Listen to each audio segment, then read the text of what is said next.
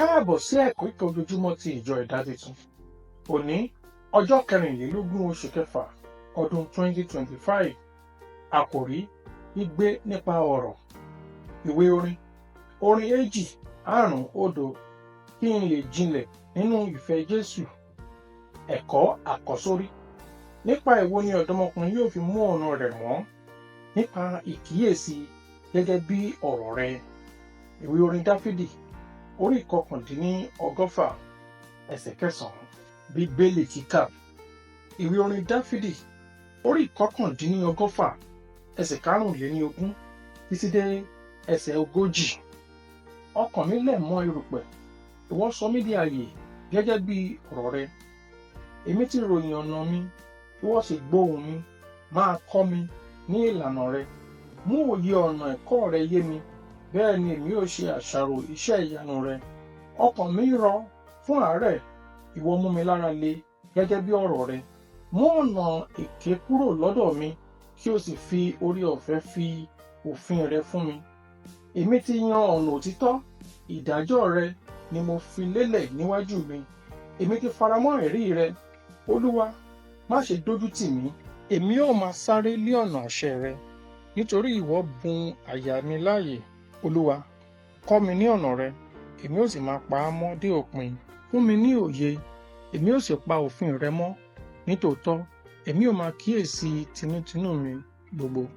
Mú mi rìn ní ipa àṣẹ rẹ, nítorí nínú rẹ̀ ni dídùn inú mi. Fa àyà mi sí ẹ̀rí rẹ, kí ó má ṣe sí ojú kòkòrò. Yí ojú mi padà kúrò láti máa wo ohun asán. Mú mi yẹ lé ọ̀nà rẹ. Fi ọ̀rọ̀ rẹ múlẹ̀ sí ìránṣẹ́ rẹ ti iṣẹ́ ti ìbẹ̀rù rẹ. Yí ẹ̀gàn mi padà tí mo bẹ̀rù, nítorí tí ìdájọ́ rẹ dára. Kíyèsí, ọkàn mi ti fà sí ẹ̀kọ́ rẹ. Sọ mí di ààyè nínú òdodo rẹ. Ẹ̀kọ́. Àwọn ọmọ ayé ń ṣe ìfẹ́kúfẹ̀ẹ́ sí àwọn nǹkan ti ayé, wọ́n sì ń gbé ìrètí wọn lé ayé. Síbẹ̀síbẹ̀, àwọn ọmọ ti ìmọ́lẹ̀ ń wo àwọn ohun tí ó wà ní òkè, níbi tí Kristi jókòó ní ọwọ́ ọ̀tún Ọlọ́run. Ìwé Kólósè orí 3 ẹsẹ̀ 1.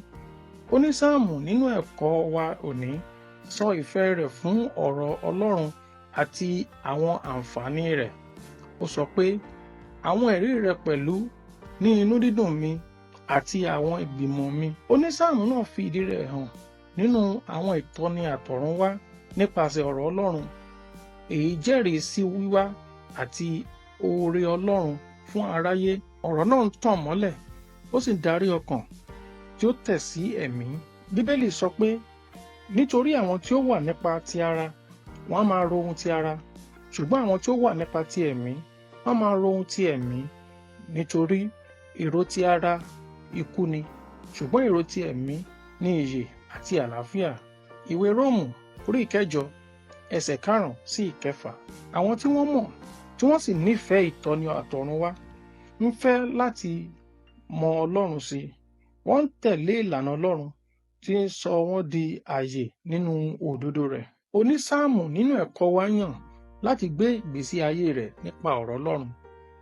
Nígbà tí Kìrìsìtẹ́nì kan bá fẹ́ gbé ní ìbámu pẹ̀lú ọ̀rọ̀ náà, yóò fi Kristi ṣáájú rẹ̀ gẹ́gẹ́ bí àpẹẹrẹ rẹ̀. Kò ní fẹ́ràn ayé tàbí adùn ayé. Ìdí sì ni pé àwọn ohun tí ẹ̀mí Ọlọ́run ti mú lọ́kàn.